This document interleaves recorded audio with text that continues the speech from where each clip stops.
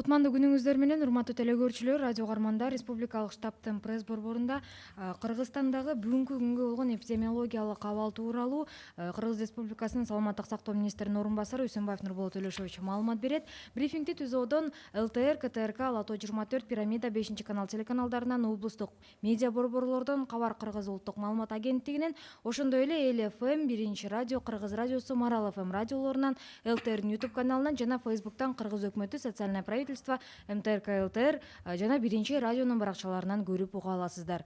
Добрый день, уважаемые телезрители, радиослушатели. Мы начинаем брифинг в пресс-центре Республиканского штаба о текущей эпидемиологической ситуации по Кыргызстану. Расскажет заместитель министра здравоохранения Кыргызской Республики Үсөнбаев Нурболот Төлөшович.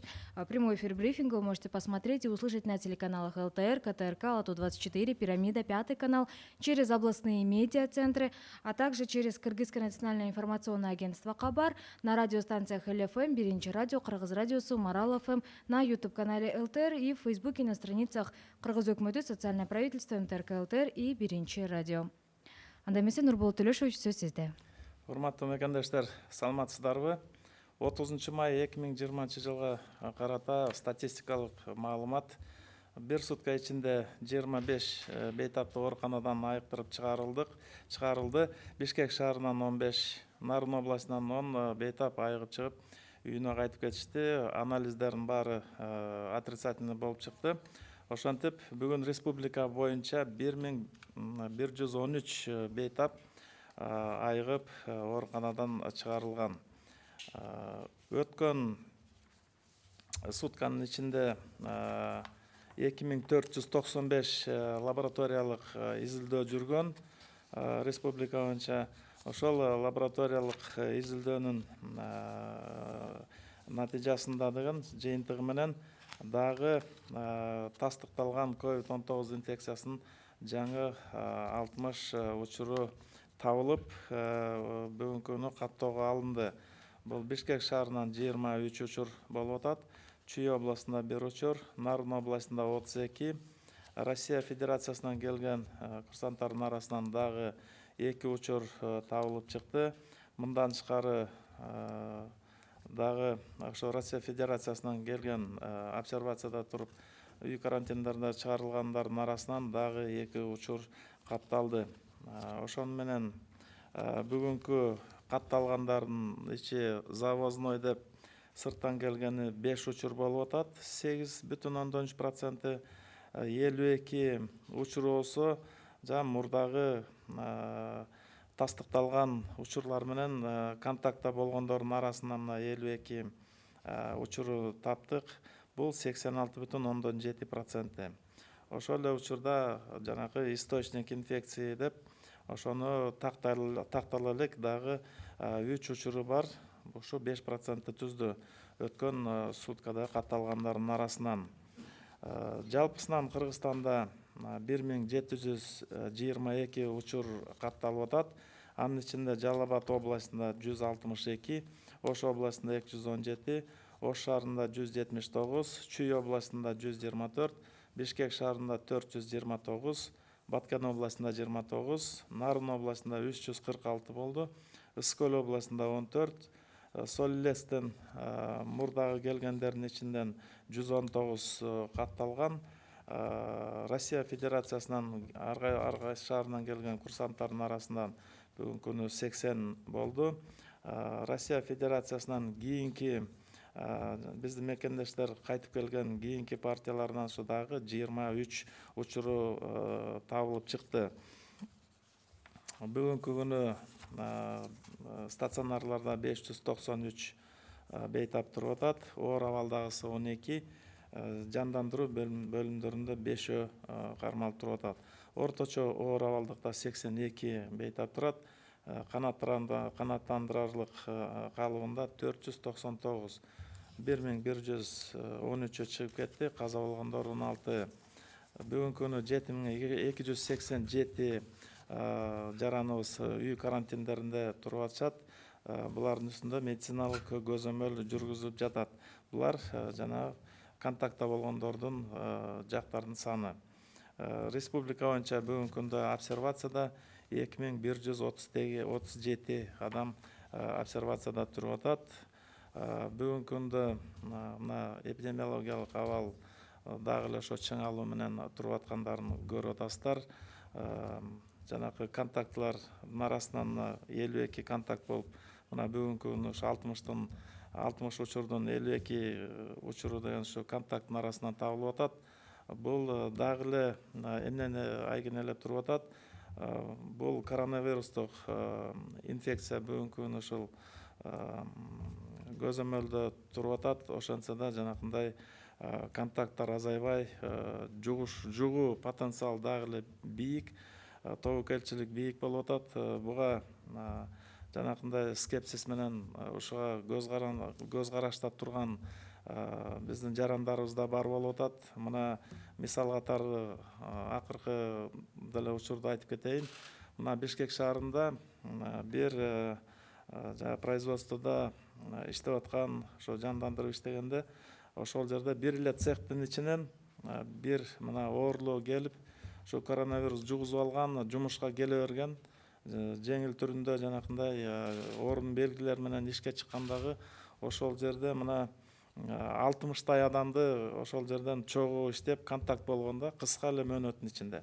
Мына ошол 60 адамдын баарын лабораториялык тастыктоого биз алганда, ошонун ичинен 24-ү жугузуп алгандыгы тастыкталып чыгып атат. Мына бир эле кишиден ушунча контактты берип, кийин ошол 24-түн бирөөсү дагы баягы лабораториялык жол менен табылып жугузуп алгандыгын биз тастыктаганга чейин үйүнө барып дагы үйүндөгү баягы үй бүлөсүнөн дагы бир мүчөлөрүн деген жугузуп койгонго чейин жетишип калган.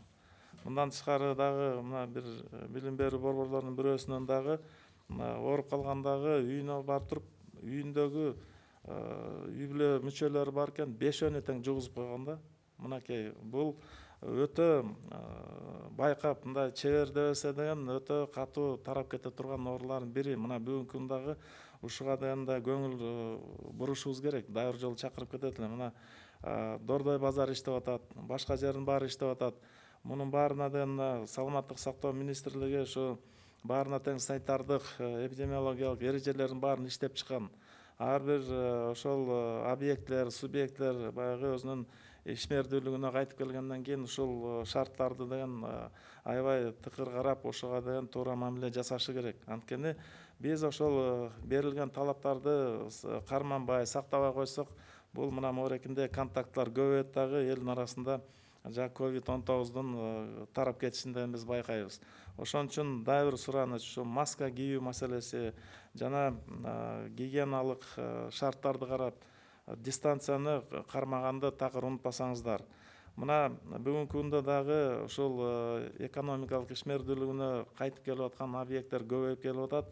Ар бирине мына саламаттык сактоо министрлигинен бүт алгоритмдердин баарын иштеп чыгып, ошого бериле турган жанагы шарттардын баарын жеткизгенге аракет кылып атабыз бүгүнкү күнү. Мына айта кетсек, ички аба каттамдар дагы жандана турган болсок, мына бүгүн алгоритм иштелип чыкты. Ал жерде бул самолеттун бортуна отурардын астында да термосканирование болот. Ошол ички каттамдардан кайра ошол келе турган жанагы портко келгенде, аэропорттон ал жерден дагы кайра биздин медицина кызматкерлери тосуп алып, ал жерден кайрадан термосканировать этип, ал жерде жанакындай опросный лист менен ошол көзөмөлгө мындай бек коюп, ошо бек тартипте деген ушул иштер жанакындай биздин калк ушул услугалар менен колдоно баштаса болот. Мындан тышкары мына туризм келатат. Туристический сезон ал дагы башталып, ал жерде дагы өтө мындай катуу мамиле кылбасак, ал жерде дагы көпчүлүк бара турган жер болот. Ошон үчүн саламаттык сактоо министрлиги бул маданият министрлиги менен биргеликте деген ушул чогуу бир буйруктардын баарын даярдап, алгоритмдердин баарын иштеп коюп, бүгүнкү күнү мына ошол иштей турган объектлердин баарына деген мына жеткизип аткан учур болуп атат. Мына дагы эле ошо санитардык эрежелерди мына сактап атабы кандай болуп атат деп рейдтерге катышып, ошо 3000ден ашык объект текшерилген. Текшерилип бүгүнкү күнгө дейин ушу 1.200.000 сомго жакын ошол жерге дагы айыптар салынып атат. Бул деген ушу тартипти бузгандарга өтө катуу көзөмөл болорундагы сиздерге бир айта кетебиз. Ошон үчүн бизден ошо калкыбыздан, элибизден суранат элек, ушу талаптарды карап, ушуга бир көңүл буруп койгула. Ошол бул орунду дагы баягы кенен таркатып албайлы. Чогуу аракет кылсак, буга жетишкенге мүмкүнчүлүктөр бар. Уважаемые соотечественники, статистическая информация на 30 мая 2020 года. За последние сутки стационара выписано 25 пациентов с ранее подтвержденным диагнозом. В Бишкеке 15 выписали, в Нарынской области 10. При выписке результаты анализов на коронавирус у всех отрицательные. Всего за это время выписано 1113 пациентов. За прошедшие сутки проведено 2495 лабораторных исследований. В результате этих исследований нами выявлено еще 60 новых подтвержденных случаев заражения COVID-19. В Бишкеке выявлено 23 случая, в Чуйской области 1 случай, в Нарынской области 32 случая. Среди военнослужащих, прибывших из Российской Федерации, выявлено еще 2 случая заражения. И среди вновь прибывших из Российской Федерации, которые находятся на обсерваторах, выявлено еще 2 случая. Из всех 60 случаев на сегодня 52 случая – это из числа лиц, которые были в контакте с ранее подтвержденными COVID-19. В 5 случаях это завозные случаи из Российской Федерации, 4 случая из Турции приехал 1 гражданин. И здесь источник инфекции не установлен в 3 случаях. Эпидемиологическое расследование продолжается, но во всяком случае это свидетельствует о том, что все-таки это очень высококонтагиозная инфекция, которой надо остерегаться. И вот тот скепсис, который присутствует у некоторых наших граждан, он на сегодня не к месту, так скажем, потому что вот 52 случая – это все подтвержденные контакты, за ними проводилось наблюдение. Мы двукратное лабораторное тестирование проводим за всеми контактами. И вот в результате вот этих исследований мы продолжаем находить случаи заражения среди контактировавших лиц. В качестве примера по городу Бишкек в одном из цехов, на одном из заводов работал один из наших пациентов с легкими формами, с проявлениями, клиническими проявлениями болезни. Он ходил на работу и был в контакте за короткое время с 60 своими, ну, так скажем, по цеху со своими коллегами. И он успел заразить из 60 24 своих коллег за короткое время. Мы провели обследование всех 60 рабочих этого цеха и выявили 24 случая заражения. Пока мы проводили лабораторные исследования, один из этих 24 успел еще передать инфекцию еще дома в семье, членов семьи. Поэтому это свидетельствует о том, что это очень высококонтагиозная инфекция. И если мы не будем осторожны, то случаи заражения будут продолжаться. Второй пример.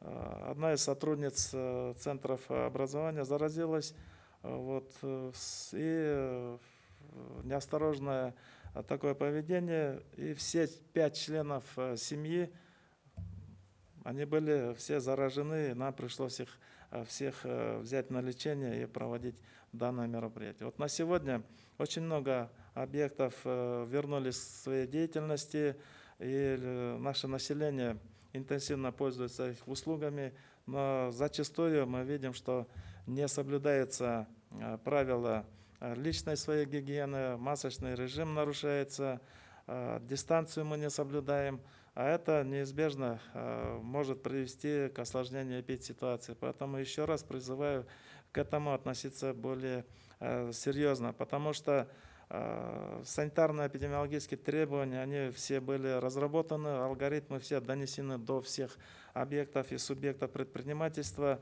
но на сегодня иногда мы наблюдаем обратную сторону, поэтому проводятся рейды со стороны сотрудников Министерства здравоохранения совместно с другими, с МВД, с местными органами самоуправления. Вот проверено более 3000 объектов, субъектов предпринимательства.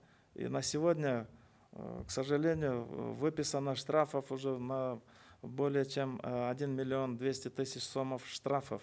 Это свидетельствует о том, что надзор проводится очень тщательный, строгий надзор, поэтому нам всем надо придерживаться этих правил и требований. Вот. В Кыргызстане таким образом на сегодня зарегистрировано 1722 подтвержденных случая инфицирования, из которых на Джалабадскую область приходится 162 случая, в Волжской области 217, в городе Ош 179, в Чуйской области 124, Бишкек 429, Баткенской области 29, Нарынской 346, Високосской области 14 в области. Среди прибывших из Солилецка 119 мы выявили, за ними они продолжают лечение, за ними ведется наблюдение. Из числа военнослужащих из Российской Федерации с разных городов вернулись наши военнослужащие. Среди них было выявлено 80 случаев. Прибывшие из числа прибывающих из Российской Федерации на сегодня уже 23 выявленных случая заражения. Поэтому за ними обсервационные карантинные мероприятия проводятся в таком тщательном режиме. В стационарах находится 593 пациента, в тяжелом состоянии 12, в средней тяжести 82, в удовлетворительном 499. В реанимации находится на сегодня 5 пациентов. Выписано 1113, умерло 16. На сегодня 7287 контактных лиц находятся под домашним карантином и медицинским наблюдением. На обсервации по республике находится 2137 человек. Это статистика на сегодня. И меры по возобновлению экономической деятельности объектов, субъектов продолжаются. С 1 числа тоже целый перечень объектов будет разрешение на возобновление деятельности. Вот.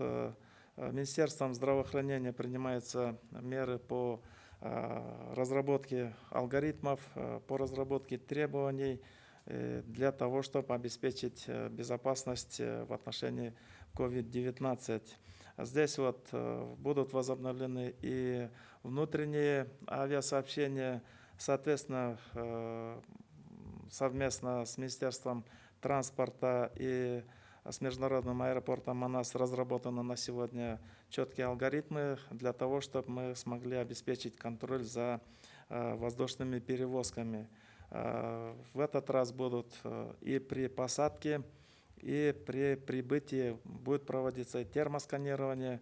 Также мы будем проводить и составление опросных листов, чтобы все эти линии были под контролем, и те люди, которые будут пользоваться этими услугами, мы сможем потом за ними провести наблюдение.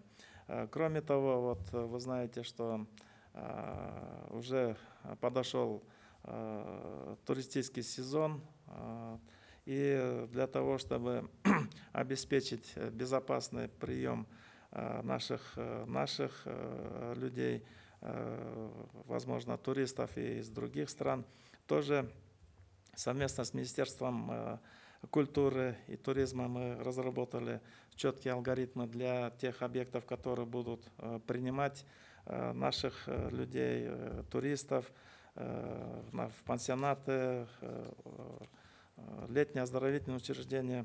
И поэтому на сегодня эти алгоритмы уже готовы, и мы их передали для того, чтобы проработали, были готовы к нынешнему сезону. Кроме того, лабораторные наши исследования расширяются. Министерством здравоохранения предпринимаются все меры для того, чтобы обеспечить достаточный уровень лабораторного тестирования, проведения скрининга среди населения. Вот нам предстоит это делать. Поэтому вот на сегодня, вчера буквально из Южной Кореи получена гуманитарная помощь в виде ПЦР-тестов и лабораторного ПЦР-оборудования для того, чтобы мы могли усилить свою лабораторную деятельность. Вот, допустим, вот планируется у нас оборудовать еще одну лабораторию и в Иссык-Кульской области.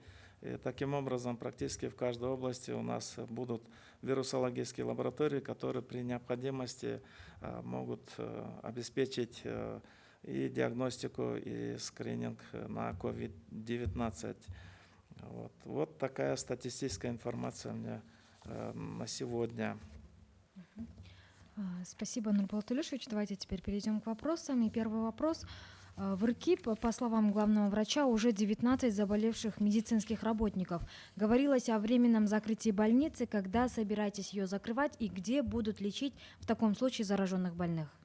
Да, действительно, у нас в Республиканской инфекционной больнице идет вот такая непростая ситуация, потому что уже дают о себе знать, наверное, те круглосуточный казарменный режим работы, когда наши медицинские работники без выхода из этой больницы круглые сутки работают в этих условиях. Вот, и там произошли случаи заражения. Вот, там же находятся все и тяжелые больные, реанимационные больные. Вот в этих случаях вот произошли вот такие случаи заражения наших медицинских работников, и было принято решение о том, чтобы разгрузить нашу инфекционную больницу, выписать всех имеющихся там на сегодня больных, провести дезинфекционные мероприятия, дать время на обсервацию наших медицинских работников, и потом уже после вот этих мероприятий возобновить работу инфекционной больницы. В этом плане приказ Минздрава подготовлен, развернуто, значит, койки открыты в больницах, в других больницах. 6-я больница принимает на сегодня. Планируется в железнодорожной больнице. Сейчас, в настоящее время, вот эти меры по разгрузке инфекционного стационара, вот эти меры проводятся, и обеспечены все койки, определены. Вот кыргызско-турецкая больница к этому времени сейчас подготовлена, и коек достаточно, и мы сможем перепрофилировать и обеспечить все лечебные мероприятия. Спасибо. Любой ли желающий может сдать ИФА-исследование или как будут тестировать? Но на сегодня программа вот такого скрининга населения, она разрабатывается. На сегодня есть несколько альтернативных путей решения этого вопроса. Со стороны Всемирной организации здравоохранения было предложение об оказании содействия в разворачивании вот таких исследований. Нам планируется поставка от 4500 ИФА-тестов, которые мы разработаем и согласуем этот план действий, и будем начинать проводить вот этот скрининг. В то же время Министерство здравоохранения сейчас изучает возможности и других лабораторий. Возможно, мы будем привлекать и частные лаборатории, которые смогут приобрести ИФА-тесты, и при наличии ИФА-анализаторов мы можем провести вот такие скрининговые исследования среди населения на предмет наличия иммунитета или же какой процент уже иммунного населения у нас имеется. Поэтому это немножко потребует времени, подготовки наших лабораторий. И как только это будет готово, мы сразу об этом объявим и начнем вот эти исследования. И, соответственно, если кто-то будет изъявлять желание, мы постараемся побыстрее предоставить эти возможности, и можно будет протестироваться и сдать анализы на ИФА. Спасибо. Сколько в Кыргызстане умерло людей, когда COVID-19 был сопутствующим диагнозом, а не основным? Попали ли они в статистику умерших от COVID-19? С подозрением на COVID было 19 случаев, из которых 16 случаев были подтверждены, и они взяты на учет как умершие от COVID-19. Мэрия сообщала, что один участок автомаш-радиатор закрыт на карантин, потому что 8 сотрудников заразились. Выяснился ли источник заражения, где еще в Бишкеке были такие массовые заражения в организациях? Я уже в качестве примера остановился на этом случае, потому что там произошло заражение не 8 случаев, а 24 человека заразились в этих условиях. Поэтому там был расширенный поиск контактных. 60 человек мы там обследовали, 24 заразившихся было выявлено. И еще один семейный случай сюда добавился. 25 случаев вот от одного источника инфекции. Вот. И таких моментов, мы уже на ежедневных брифингах об этом говорим. Такие случаи были и среди сотрудников МВД, потому что из-за таких широких контактов, больших контактов, и, соответственно, число случаев заражения увеличивалось. В результате вот такого поиска лабораторного скрининга, лабораторных исследований мы постарались выявить всех контактных, заразившихся, всех пролечили. Вот, и постепенно контакты были как бы обрублены, и эти очаги были закрыты. Спасибо. Кийинки суроо, май айы ичинде сырттан келген учурлардын жалпы саны канча болду? Май айында ушу 976 учур болду ушу май айында. Ошонун ичинден 312 деген ошол четтен алып келингендер болчу. 312-нин четтен келген обсервациядан кармап, ошол жерден жанакындай медициналык көзөмөлгө коюп, үй карантиндерине кармап, контактлардын баарын таап чыгып келип, ошол бул учурларды кийин булардан дагы кайра жанакындай таркап кетпеген бир шарттарды түзгөнгө аракет кылдык. Бүгүнкү күнү көзөмөлдө туруп атышат. Рахмат. Бишкек шаарында көптөгөн объекттердин ишмердүүлүгүнө уруксат берилди. Мындан улам карантин качан алынат жана өлкө боюнча өзгөчө кырдаал режими качан жыйынтыкталат? Ушул боюнча дагы болжолдоо бир мөөнөттөр барбы? Бул жерде дагы азыр болжолдоп деле мунун азыркы күнү муктаждыгы жок. Анткени Бишкек, Ош шаарларында мына карантин режимдерден дагы эле сакталып турат. Анткени мунун баары деген бул эпидемиологиялык абалга байланыштуу болот. Эгерде турукташып, бүт эпидемиологиялык абалдын баары ушу баягы тийиштүү бир абалга келгенде, анан ошондо бул маселени карап койсок болот. Карантин учуру деген дагы эле бүгүн алынбайт, анткени бул өзгөчө бир чечим менен гана алына турган нерсе. Бүгүнкү күнү жанакы объектилер, субъектилердин баары иш аракеттерин жүргүзүп атат. Ошол эле учурда биз жанакындай чектөөлөрдү толугу менен алып койгонго бүгүнкү күнү азыр буга деген азынча шарт жок. Кийинки суроону орус тилинде да айтып кеттик элек, кыргыз тилинде дагы жооп берип койсок. Коронавирусу бар бейтаптарды кабыл алуу үчүн Кыргыз-Түрк достук ооруканасы качан ачылат? Бүгүнкү күнү бул маселе деген оорулардын санына жараша болот. Эгерде биз башка коюлган базалар, стационардын базалар толуп, уже ал жерге ооруларды кабыл алганга шарт болуп алган кезде биз аны деле ачып ошол эле күнү иштете бергенге даяр бүгүнкү күнү. Ал жерде медициналык кызматкерлер уже чектелип бекитилген. Ал жерден баягы таза зонасы толугу менен белгиленип, кийин кандай кылабыз, ал жерден медицина кызматкерлери кайсы жерден обсервацияга барышат, каерге туруп жанакындай обсервациядан барып келип иштешет. Ошол шарттардын баары бүгүнкү күнү иштелип чыккан. Бүгүнкү күнү ал даяр турган больница бүгүн болбосо эртең ачылып иштегенге шарты бар ал жерде.